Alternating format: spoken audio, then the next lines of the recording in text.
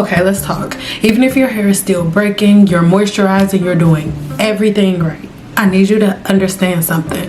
Hair does not break because it's dry. It breaks because it's fatigued. In science, this is called mechanical fatigue or fiber fatigue. This is the gradual weakening of the hair's fiber, the hair shaft, over time. This is why my favorite phrase across social media is everything works until it doesn't. So what does this actually mean? When people hear the word fatigue, they think that it's a feeling. In material science, fatigue is not a feeling. It is a process of weakening. It is a failure process. Fiber fatigue is what happens when the fiber is introduced to a repetitive cycle of stress.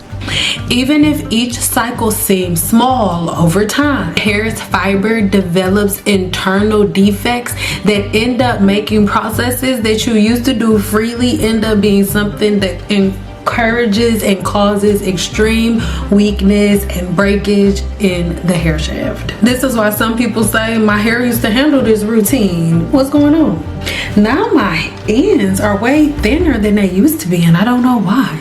My hair snaps so easy. I don't know what's going on. Combs break my hair off. Nothing has changed, but everything has changed about my hair. It's these products. They changed their formulation. No, I don't think the products changed their formulation as much as you think that it did. Your hair's tolerance just completely gave out. Don't take it personal. That's just Sandal's way. She speak with love. The hair structure is a keratin fiber, and it fails just like a fiber would that's put into stress. Hair, again, is a keratin fiber with layers: the cuticle, the cortex, and sometimes the medulla.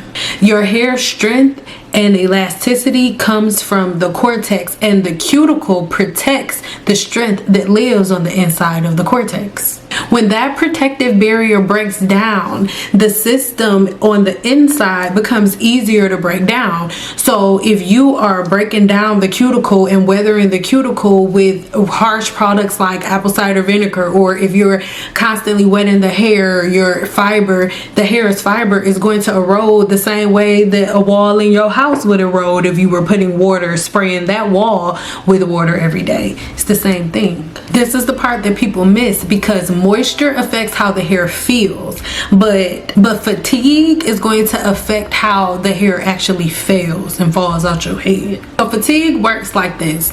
Repetitive damage, it ends up creating repetitive damage. Too much tension and mechanical damage when the hair is at its weakest state is going to cause microscopic tears. Stress can be tension, like pulling from braids and really tight ponytails. Friction, like a bunch of rubbing and all of the things during the detangling process done the wrong way. I stir my pot with peace and flame. Whispers call me by my name. Send all dreams and herbs and gold. Skin like honey, mind like bending from all of these extreme styles. Now, don't get me wrong, I've been a cosmetologist for over a decade, and I too love all of the hairstyles, all of the twisties and ponytails, but they are for special events and not for everyday practice. The repeated wetting and drying cycles not done properly or at the right rate repeatedly over time.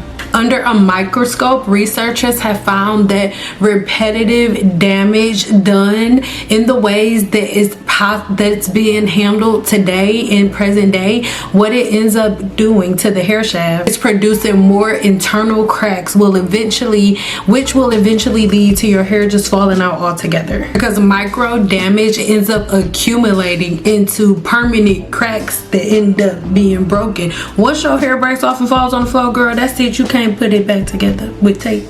So this is why you can never really predict where the breakage is going to come from. It'll come from a random spot, because that is just the spot where the crack finally reached its breaking point. So once you are in the fiber fatigue, you'll notice that your hair breaks at the slightest amount of tension. I'm talking about an ant can walk across your head and poot, and all your hair gonna fall out. This is why hair that used to be strong snaps during regular detangling, y'all. It's not the combs and brushes, it's the integrity of your hair. Not because you suddenly got rough or because the comb and brush is so bad, but the structural integrity of your hair shaft has been compromised. So when you pick up a comb or a brush, your hair is going to break. This is why I'm so against the lock method and all of these different routines and patterns, because you, with all of these crazy things that you do to your hair, you also layer products on the hair, which ends up putting a band-aid and hiding all of those microscopic tears within the hair shaft. So then when you use a shampoo like mine that is going to detox the scalp and the hair shaft completely, you'll be like, oh my god, this shampoo broke my hair. Well, no, it didn't. It just took off all of the layers of products that you put on, and now you can see all of the microscopic rips and tears within the hair shaft. One rough detangling process can encourage and introduce so much damage to the hair shaft that sometimes can't be reversed. Repeated blow drying the wrong way with the wrong tools like the glory hole, repeated tension styling, repeated brushing for no reason without the proper patterns and routines to match, repeatedly detangling the wrong way wet instead of with oil from Simple Apothecary, repeatedly stretching your hair into submission in crazy ways that don't make no sense. Check the study in the description box below that gives an even more detailed breakdown of what we just talked about. So again, as we always talk about, the ends break first because they're the oldest, the weakest, the most porous, and the least protected. They're your ends, girl or boy. And of course, they're the least protected because they're the furthest away from your scalp, which produces the sebum. But if you just get a comb or a brush, you can brush the sebum down to your ends. You don't need to add extra oil to your ends because the sebum didn't make it there. You can just comb it, swear to God. So because the ends are the oldest and all of these things, when fatigue builds up throughout the hair shaft, your ends are the first place to get it.